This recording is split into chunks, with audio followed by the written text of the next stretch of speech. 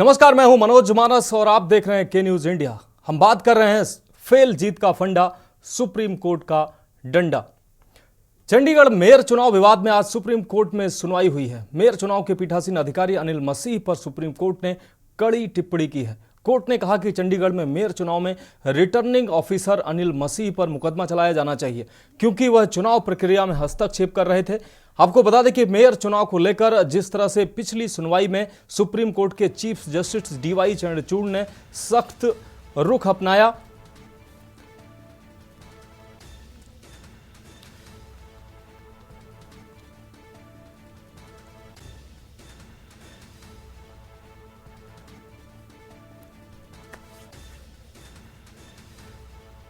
तो आपको बता दें कि चंडीगढ़ मेयर चुनाव में जिस तरीके से सुप्रीम कोर्ट ने सख्त रुख अपनाया है, आपको बता दें मेयर चुनाव विवाद पर सुनवाई की है सुप्रीम कोर्ट ने। बैलेट पेपर कल पेश करने के आदेश सुप्रीम कोर्ट ने दिए हैं। रिटर्निंग ऑफिसर पर कड़ी टिप्पणी सुप्रीम कोर्ट की तरफ से देखने को मिली है। सुप्रीम कोर्ट ने कड़ी फटकार रिटर्निंग ऑफिसर को लगाई है। तो सुप्रीम कोर्ट में चंडीगढ़ मेयर चुनाव विवाद पर सुनवाई हुई है। इस पर तल्ख टिप्पणी सुप्रीम कोर्ट ने की है। बैलेट पेपर कल पेश करने के आदेश रिटर्निंग ऑफिसर को सुप्रीम कोर्ट ने दिए हैं। चंडीगढ़ मेयर चुनाव विवाद में आज सुप्रीम कोर्ट में सुनवाई हुई। मेयर चुनाव के पीठासीन अधिकारी अनिल मसीह पर सुप्रीम कोर्ट ने कड़ी टिप्पणी की है। कोर्ट ने कहा कि चंडीगढ़ मेयर चुनाव में रिटर्निंग ऑफिसर अनिल मसीह पर मुकदमा चलाया जाना चाहिए, क्योंकि वह चुनाव प्रक्रिया में हस्तक्षेप कर रहे थे। आपको बता दें कि मेयर चुनाव को लेकर जिस तरह से पिछली सुनवाई में सुप्रीम कोर्ट के चीफ जस्टिस डीवाई चंद्रचूड़ ने सख्त रुख अपनाया था और जैसी टिप्पणी की थी उसे देखकर तो ऐसा ही लगता है कि दोबारा चुनाव कराने का आदेश जारी हो सकता है। आपको बता दें कि 30 जनवरी को हुए मेयर चुनाव में प्रशासन की ओर से नियुक्त पीठासीन अधिकारी अनिल मसीह ने 8 पार्षदों के वोट को अवैध करार दिया था, जिसके बाद भाजपा के मनोज सोनकर को मेयर बनाया गया था। लेकिन आम आदमी पार्टी के पार्षद व मेयर उम्मीदवार कुलदीप कुमार ने इसे चुनौती देते हुए पहले हाई कोर्ट और बाद में सुप्रीम कोर्ट का दरवाजा खटखटाया। तो सुप्रीम कोर्ट ने इस पर कड़ी टिप्पणी की है। बैलेट पेपर को भी कल पेश करने के आदेश दिए हैं। रिटर्निंग ऑफिसर पर तल्ख टिप्पणी सुप्रीम कोर्ट की देखने को मिली है और सुप्रीम कोर्ट ने साफ तौर से कहा है कि रिटर्निंग ऑफिसर अनिल मसीह पर मुकदमा चलाया जाना चाहिए।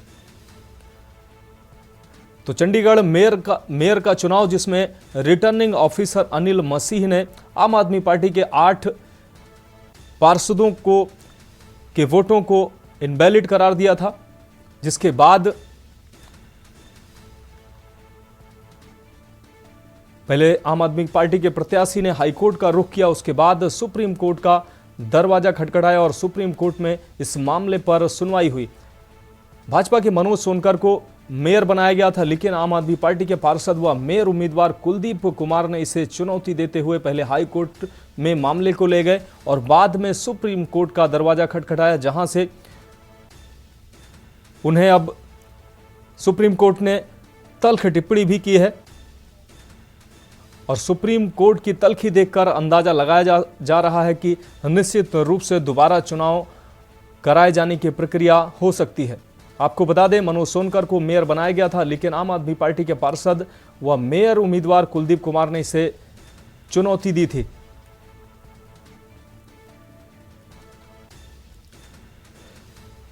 तीस जनवरी को हुए मेयर चुनाव में प्रशासन की ओर से नियुक्त पीठासीन अधिकारी अनिल मसीह ने 8 पार्षदों के वोट को अवैध करार दिया था, जिसके बाद भाजपा के मनोज सोनकर को मेयर बनाया गया था।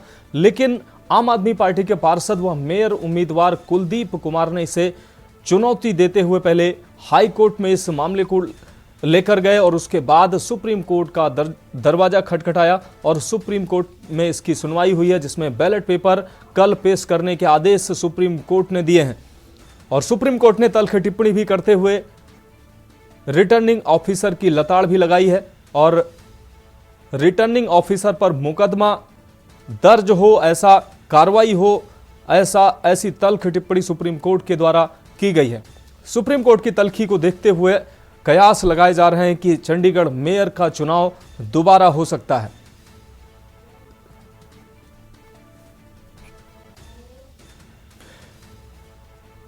और इस खबर पर ज्यादा जानकारी के लिए हमारे साथ हमारे ब्यूरो चीफ विनोद गुप्ता जी हमारे साथ जुड़ चुके हैं। विनोद गुप्ता जी, जिस तरीके से चंडीगढ़ मेयर का चुनाव हुआ, नाटकीय ढंग से इस चुनाव के परिणाम सामने आए, अब सुप्रीम कोर्ट में यह मामला पहुंचा है और सुप्रीम कोर्ट ने इस पर तल्ख टिप्पणी की है। रिटर्निंग ऑफिसर पर कार्रवाई की बात सुप्रीम कोर्ट ने की है। विनोद जी। बिल्कुल बिल्कुल बिल्कुल, देखिए जिस हिसाब से आज सुप्रीम कोर्ट में अनिल मसीह पेश हुए थे और उन्होंने स्पष्ट कह दिया कि हाँ, कबूल भी किया कि उन्होंने जो क्रॉस किया था वोटिंग के अंदर और उसी की वजह से जो ये वोटें खराब हुई थी, उसको देखते सुप्रीम कोर्ट ने चंद्रचूड़ सीजीआई ने स्पष्ट कहा कि इनके ऊपर मुकदमा दर्ज होना चाहिए और इनके खिलाफ कानूनी कार्रवाई होनी चाहिए। तो कहीं ना कहीं सुप्रीम कोर्ट की तल्ख टिप्पणी के बाद मनोज सोनकर जो मेयर है चंडीगढ़, उन्होंने इस्तीफा भी दे दिया पहले ही, क्योंकि कहीं ना कहीं उनकी भी जो है नाम खराब हो रहा था शहर के अंदर। इसी को देखते हुए चुनाव की तैयारी को लेकर, नए चुनाव की तैयारी को लेकर प्रशासन भी तैयार है और हो सकता है कि जो अनिल मसीह थे रिटर्निंग ऑफिसर, उन पर कोई बड़ी कार्रवाई या कोई मुकदमा दर्ज हो, पर्चा दर्ज हो। जी हाँ विनोद जी, सुप्रीम कोर्ट की तल्खी टिप्पणी को देखते हुए ये कयास लगाए जा रहे हैं कि दोबारा चुनाव का आदेश सुप्रीम कोर्ट दे सकता है। ऐसे में भाजपा के लिए तगड़ा झटका भी हो सकता है। देखिए बिल्कुल, सुप्रीम कोर्ट दे या ना दे वो बात की बात है कि अभी तो सुप्रीम कोर्ट ने ऐसा कोई आदेश नहीं आया, परंतु इतना जरूर है कि मनोज सोनकर ने इस्तीफा दे दिया है और इस्तीफा देने के बाद तो कहीं ना कहीं स्पष्ट है कि चुनाव दोबारा होंगे। और भारतीय जनता पार्टी की बात करें तो भारतीय जनता पार्टी के अंदर आम आदमी पार्टी के तीनों जो नए पार्षद जुड़ गए हैं, जो आम आदमी पार्टी छोड़कर भारतीय जनता पार्टी में आए, तो कहीं ना कहीं दोबारा अगर आएगा तो बीजेपी की पार्टी आ सकती है।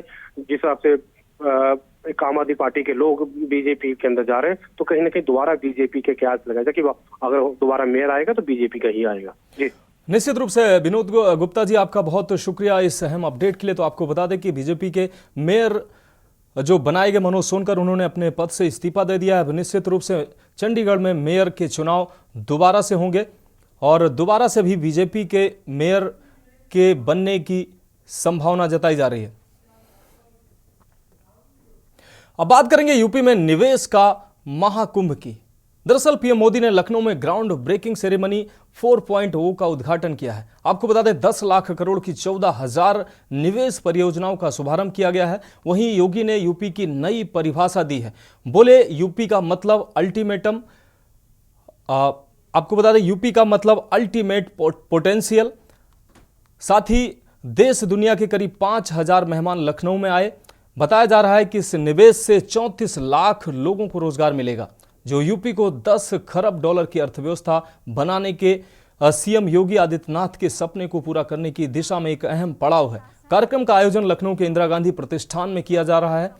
पीएम मोदी ने इस मौके पर किसान नेता चौधरी चरण सिंह को भी याद किया। कहा कि हमारी सरकार को उन्हें भारत रत्न देने का सौभाग्य प्राप्त हुआ। उनका सम्मान देश के गरीब, मजदूर और किसान का सम्मान है। उन्होंने कहा कि हम किसानों को लाभ देने के लिए काम कर रहे हैं। साथ ही उन्होंने कहा कि उद्योगपतियों से अपील करते हुए कहा कि फूड प्रोसेसिंग से जुड़े हुए लोगों को कोशिश करना चाहिए कि विदेशों में भी लोगों की डाइनिंग टेबल पर मेड इन इंडिया प्रोडक्ट्स जरूर हों।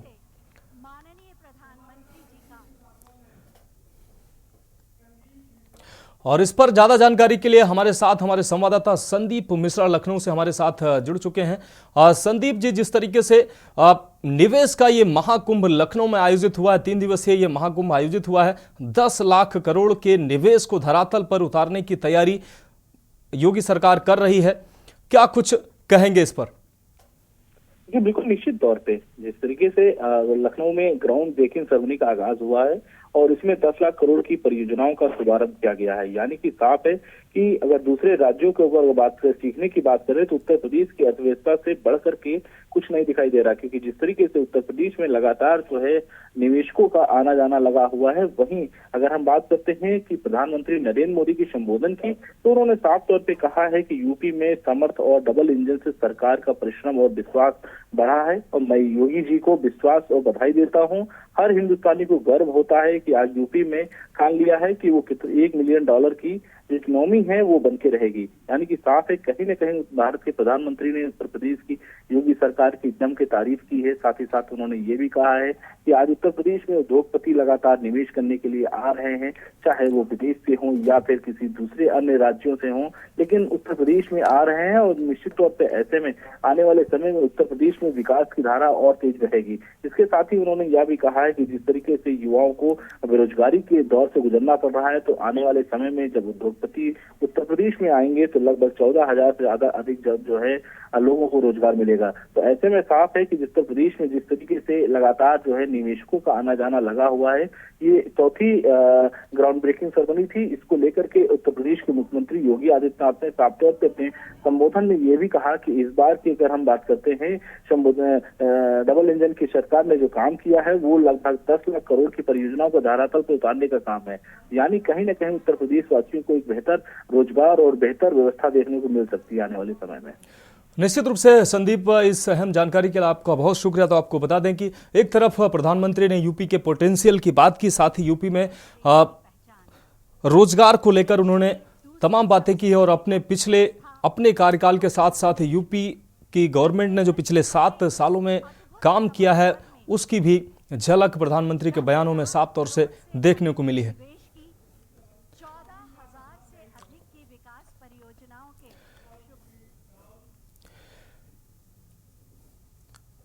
अब बात करेंगे स्वामी का सफर, नई डगर। स्वामी प्रसाद मौर्य के नई पार्टी बनाने के ऐलान के बीच सपा मुखिया अखिलेश यादव ने उन पर कटाक्ष किया है।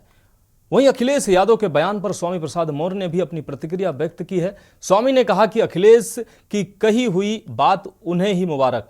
ये सब जानते हैं कि वो सरकार में नहीं है, उनकी सरकार न तो केंद्र में है और न ही प्रदेश में है, कुछ देने की हैसियत में नहीं है वो। उन्होंने जो भी दिया है वह मैं उन्हें सम्मान के साथ वापस कर दूंगा। मेरे लिए पद नहीं विचार मायने रखता है।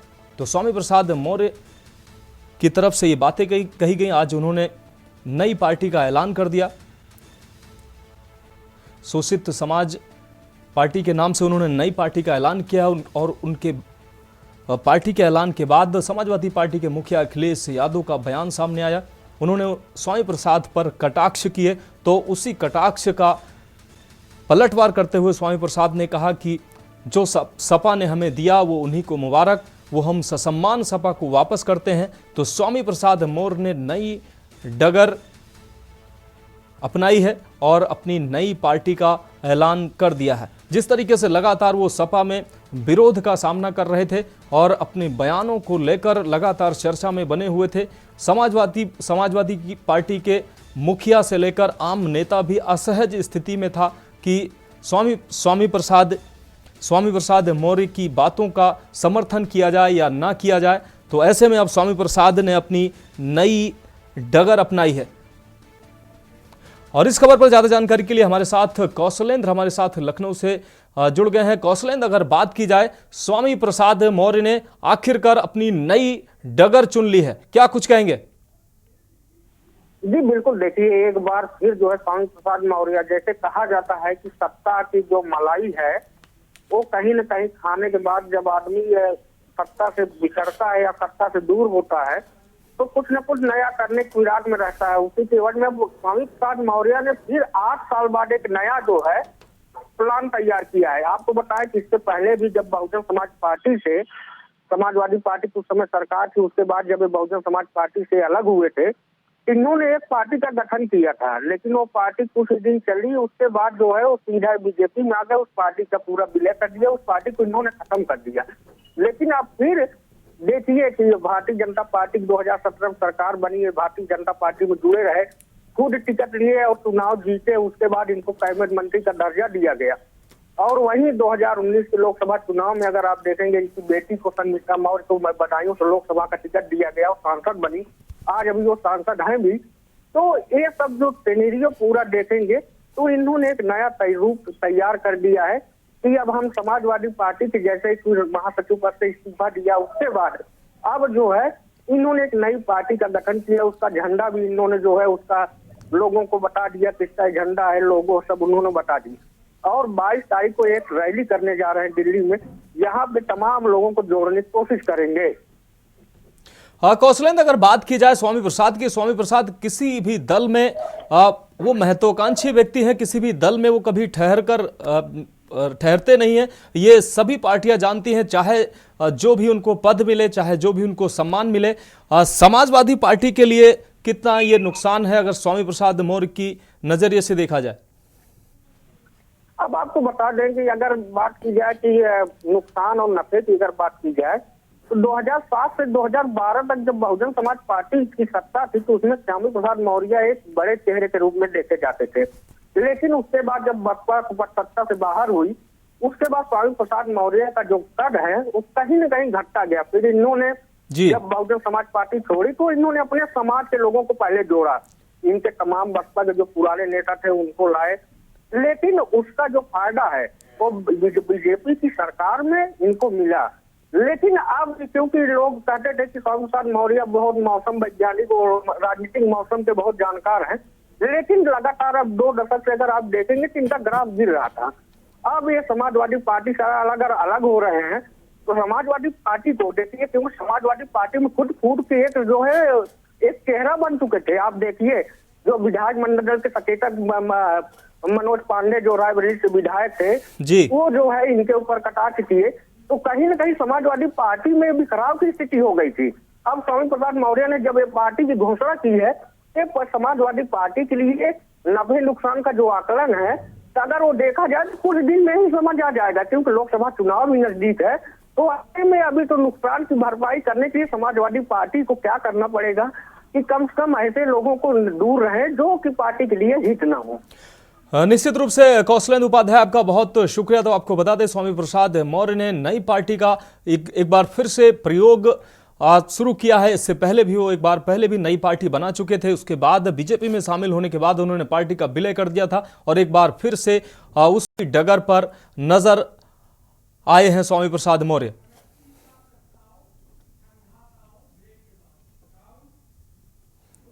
अब बात करेंगे एमएसपी का प्रस्ताव ठंडा ताव। ब्रेक के बाद दिखाएंगे आपको। ब्रेक के बाद एक बार फिर से आपका स्वागत है। हम बात कर रहे हैं एमएसपी का प्रस्ताव ठंडा ताव। दरअसल पंजाब हरियाणा की सम्भू बॉर्डर पर पिछले 7 दिन से आंदोलन कर रहे किसान नेताओं और केंद्र सरकार के बीच रविवार को चौथे दौर की बैठक हुई। मीटिंग में सरकार ने 4 फसलों पर एमएसपी देने का प्रस्ताव दिया है। पहले किसान संगठनों ने इस पर 2 दिन विचार करके 20 फरवरी की शाम को अपना फैसला सुनाने की बात कही है, लेकिन सोमवार शाम तक ही प्रतिक्रिया आ गई है। संयुक्त किसान मोर्चा ने केंद्र सरकार के एमएसपी के प्रस्ताव को खारिज कर दिया है। केंद्र सरकार की तरफ से कथित रूप से एमएसपी पर 5 साल के कॉन्ट्रैक्ट का प्रस्ताव दिया गया है। किसानों का कहना है कि यह मंजूर नहीं है। तो सरकार की तरफ से यह प्रस्ताव दिया गया है जिस पर किसानों ने 2 दिन का समय मांगा था, लेकिन अब किसानों की तरफ से आज ही प्रतिक्रिया सामने आ गई है। आपको बता दें किसानों की तरफ से साफ तौर से कहा गया है कि 4 एमएसपी जो 4 अनाज हैं, इस पर एमएसपी की गारंटी की बात जो सरकार की तरफ से कही गई है उस पर उस प्रस्ताव को खारिज किया है किसानों ने, और उन्होंने कहा है कि यह प्रस्ताव मंजूर नहीं है। तो किसानों की लगातार मांग जो सरकार की तरफ से बैठकों का दौर भी जारी है। सोमवार शाम तक प्रतिक्रिया किसानों की आ गई है, जबकि किसानों ने 2 दिन का समय इस मुद्दे पर मांगा था। हरियाणा पंजाब के शंभू बॉर्डर पर पिछले 7 दिनों से ये आंदोलन किसान लगातार कर रहे हैं। नेताओं और केंद्र सरकार के बीच रविवार को चौथे दौर की बैठक हुई है। मीटिंग में सरकार ने 4 फसलों पर एमएसपी देने का जो प्रस्ताव दिया, हालांकि किसानों ने उस पर 2 दिन का समय मांगा था कि सोचकर हम बताएंगे, अपने संगठनों से बात करके बताएंगे। पहले किसान संगठनों की तरफ से 2 दिन का ये समय जो मांगा गया था वो 20 फरवरी शाम को अपना फैसला सुनाने की बात कही गई थी, लेकिन सोमवार शाम तक ही अब किसानों की प्रतिक्रिया आज आ गई है। संयुक्त किसान मोर्चा ने केंद्र सरकार के एमएसपी के प्रस्ताव को खारिज कर दिया है। केंद्र सरकार की तरफ से कथित रूप से एमएसपी पर 5 साल के कॉन्ट्रैक्ट का जो प्रस्ताव दिया गया है, किसानों का कहना है कि यह हमें मंजूर नहीं है।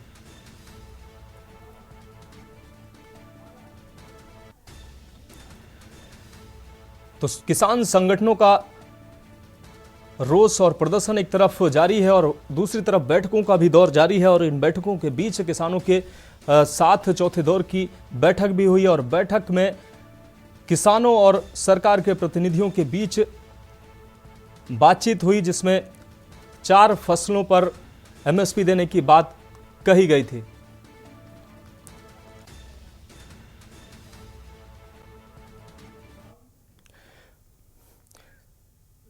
अब बात करेंगे तीर्थ धाम सोलर सिटी पैगाम की। दरअसल अयोध्या में राम मंदिर बनने के बाद नई नई कंपनियां अपना पैर पसार रही हैं। होटल, रेस्टोरेंट और अन्य बड़ी बड़ी कंपनियों के बाद अब रामनगरी में बिजली का बड़ा प्लांट शुरू होने वाला है। इस प्लांट से साल भर में लगभग 8.65 करोड़ यूनिट बिजली का उत्पादन होगा। नव्य अयोध्या के माझा रामपुर हलवारा ग्राम में 40 मेगावाट बिजली उत्पादन करने में सक्षम सोलर पावर प्लांट के विकास व संचालन का कार्य अंतिम चरण में पहुंच गया है। देखिए report. National thermal power corporation या एनटीपीसी ने ऐलान किया है कि हरित ऊर्जा पर उसकी सहायक कंपनी ने 14 मेगावाट का अयोध्या सोलर फोटोवोल्टिक प्रोजेक्ट शुरू किया है। सरयू नदी के पास रामपुर गांव में एनटीपीसी की सहयोगी कंपनी राज्य सरकार के साथ मिलकर अयोध्या सोलर फोटोवोल्टिक प्रोजेक्ट पर काम कर रही है। इसे 165 एकड़ जमीन में बनाया जाएगा।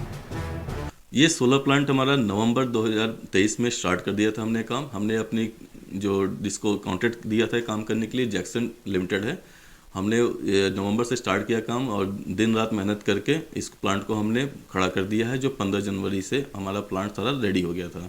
प्लांट प्रतिष्ठा हुई है 22 जनवरी को। उस समय हमारी प्लांट से ही बिजली गई है, पूरे अयोध्या सिटी को सप्लाई होना शुरू हो गई है। ये प्लांट 40 मेगावाट्स का है, जिसमें से 14 मेगावाट हमने कमीशन कर दिया है। 14 मेगावाट की बिजली बन रही है आज की डेट में। अयोध्या को सोलर शहर बनाने के क्रम में सोलर प्लांट का विस्तार किया जा रहा है। फिलहाल इस शहर को करीब 30% हरित बिजली मिलती है। अयोध्या को सोलर सिटी बनाने में हमारा प्लांट सबसे बड़ा महत्वपूर्ण भूमिका जरूर निभाएगा, क्योंकि अयोध्या सिटी जैसे सोलर सिटी बनाने के लिए कोई एक क्षमता होती है, जिस क्षमता के ऊपर अयोध्या की जो पावर है वो सप्लाई हो जाए सोलर से। तो वो सोलर हम दे रहे हैं 40 मेगावाट, हमें बहुत बड़ा चंक दे रहे हैं अयोध्या सिटी को सप्लाई करने के लिए। इसलिए सोलर सिटी बनाने में अयोध्या सोलर का बहुत बड़ा योगदान है। अधिकारियों का कहना है कि अयोध्या सोलर फोटोवोल्टिक स्टेशन बनने से यहाँ रोजगार के मौके भी पैदा होंगे। उन्हें उम्मीद है कि ये प्लांट मार्च 2024 के अंत तक अयोध्या को 40 मेगावाट बिजली उपलब्ध कराएगा।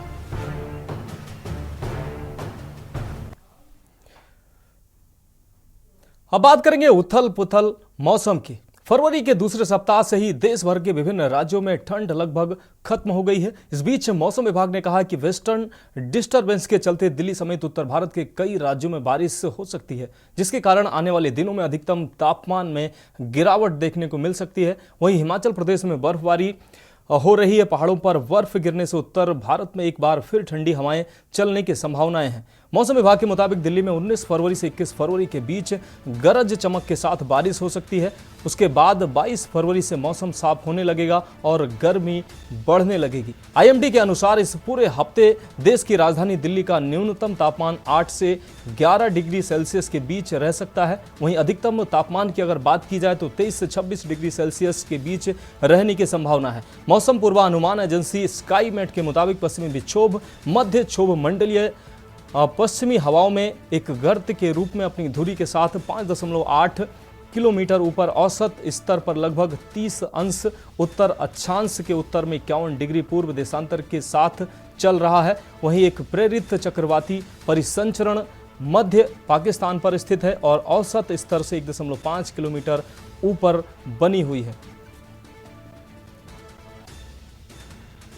तो एक बार फिर से मौसम में बदलाव देखने को मिल सकता है। 20 और 21 फरवरी को बारिश होने के फिर से अनुमान जताए जा रहे हैं। आपको बता दें, पहाड़ी क्षेत्रों में बर्फबारी हो रही, हिमाचल के निचले और ऊपरी क्षेत्रों में बर्फबारी देखने को मिल रही है। वहीं 22 तारीख को आईएमडी की रिपोर्ट की अगर बात की जाए तो 22 तारीख से मौसम में सुधार देखने को मिलेगा। उसके बाद गर्मी शुरू हो जाएगी। तो तापमान में गिरावट के आसार भी बने हुए हैं। पहाड़ी क्षेत्रों की अगर बात की जाए, खासकर पर्वतीय क्षेत्रों की, तो वहां बर्फबारी जारी है। ऐसे में बारिश का भी अनुमान जताया जा रहा है। पहाड़ों पर बर्फबारी होने से मैदानी क्षेत्रों में ठंडी हवाएं चलने के आसार जताए जा रहे हैं, जबकि 20 और 21 फरवरी को बारिश के भी आसार बने हुए हैं। आईएमडी की अगर रिपोर्ट की बात की जाए तो पहाड़ी क्षेत्रों में बर्फबारी का असर मैदानी क्षेत्रों में भी देखने को मिलेगा और 22 फरवरी के बाद से मौसम शुष्क हो जाएगा और गर्मी 22 फरवरी के बाद से शुरू हो जाएगी। उत्तर भारत में बारिश की संभावना जताई गई है। 20 और 21 फरवरी को बारिश की संभावना जताई गई। हमारे साथ हमारे ब्यूरो चीफ राजेश वर्मा इस खबर पर ज़्यादा जानकारी के लिए हमारे साथ जुड़ गए हैं। राजेश जी, मौसम एक बार फिर से बदलने के आसार जताए जा रहे हैं। मौसम विभाग की तरफ से लगातार इस तरीके की चेतावनी जारी की जा रही है, क्या कुछ अपडेट है? बिल्कुल, देखिए मौसम जो है वो लगातार जो है कहीं ना कहीं दोबारा से बेमान हो रहा है, इसमें कोई दो राय नहीं। और मौसम विभाग की बात करें तो अगले 3 से 4 दिन जो पर्वतीय क्षेत्र है, खासतौर से 350 मीटर की से ऊंचाई वाले जो क्षेत्र है वहां पर बर्फबारी और मैदानी क्षेत्रों में बारिश की संभावना जो है जताई गई है। इसके साथ साथ देखिए अभी भी अगर हम देखते हैं तो कल देर रात से राजधानी देहरादून सहित पूरे दिन भर जो है मैदानी क्षेत्रों के आसपास जो है कोहरा वो मंडराता रहा। और इसके साथ साथ बात करें तो मौसम में जो है बदली है और जो अनुमान मौसम विभाग की तरफ से जताया गया है तो ऊंचाई वाले क्षेत्रों पर बारिश और बर्फबारी वो भी चल रही है। और अगले 3 से 4 दिन ऐसे जो है इस तरीके की संभावनाएं जो है मौसम में देखने को मिलेगी और मौसम में अच्छी खासी गिरावट जो है वो दोबारा देखने को मिली है। एक बार दोबारा जो पर्यटक स्थल है या फिर यहाँ पर जो है मैदानी क्षेत्रों से लोगों का आवाजाही जो है वो बढ़ चुकी है, चाहे नैनीताल की बात करें, मसूरी की बात करें, ओली की बात करें या तमाम ऐसे क्षेत्र है पहाड़ी पर्वतीय क्षेत्र जहाँ पर पर्यटकों की जो संख्या है उसमें इजाफा हुआ है। और अगले 3 से 4 दिन मौसम विभाग ने जो अनुमान जताया है बर्फबारी का उसमें भी कहीं ना कहीं और पर्यटक बढ़ेंगे, लेकिन ये जाती हुई सर्दी है कहा जा सकता है। और इसमें जो है मौसम जिस तरीके से देखा जा रहा है कि दोबारा गिरावट देखने को मिल रही है तो ठंड जो है वो दोबारा बढ़ती हुई नजर आ रही है। निश्चित रूप से राजेश जी, ठंड बढ़ने के आसार जताए जा रहे हैं। 20 और 21 को बारिश की भी संभावना बनी हुई है। आपका बहुत शुक्रिया राजेश जी इस अहम अपडेट अहम जानकारी के लिए। तो आपको बता दें मौसम विभाग की तरफ से लगातार मौसम में बदलाव की जानकारी सामने आ रही है और पर्वतीय क्षेत्रों में बर्फबारी का असर भी मैदानी क्षेत्रों में देखने को मिलेगा। तो हमारी खास पेशकश में फिलहाल इतना ही। मुझे दीजिए इजाजत और आप देखते रहिए के न्यूज़ इंडिया।